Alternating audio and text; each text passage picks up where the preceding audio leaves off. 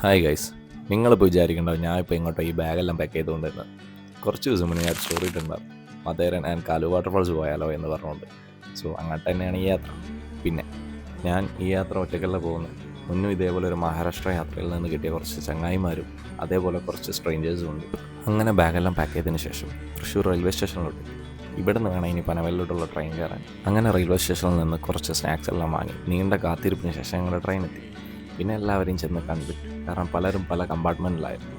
എറണാകുളത്ത് നിന്ന് കുറച്ച് പേര്, തൃശ്ശൂരിൽ നിന്ന് കുറച്ച് പേര്, കോഴിക്കോട് നിന്ന് കുറച്ച് പേര്, അങ്ങനെയായിരുന്നു ഞങ്ങൾ കയറിയിരുന്നത്. പിന്നെ എല്ലാവരെയും കണ്ട് ഉറക്കത്തിൽ നിന്ന് എല്ലാവരെയും വിളിച്ചുണർത്തി നേരെ ഞാൻ എൻ്റെ സീറ്റിൽ പോയി കിടന്നുറങ്ങി. അങ്ങനെ രാവിലെയായി.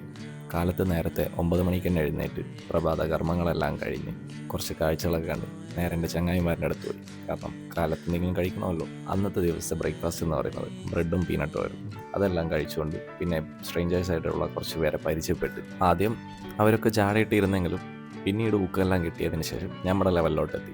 പിന്നീട് അങ്ങോട്ടും ഇങ്ങോട്ടും തമാശയെല്ലാം പറഞ്ഞ് പരിചയപ്പെട്ടു, കഥകൾ പറഞ്ഞ് ഗെയിമെല്ലാം കളിച്ച് എങ്ങനെയൊക്കെയോ രാത്രി പനവേലെത്തി. സോ ഇനി ബാക്കി നാളെ. ടാറ്റാ.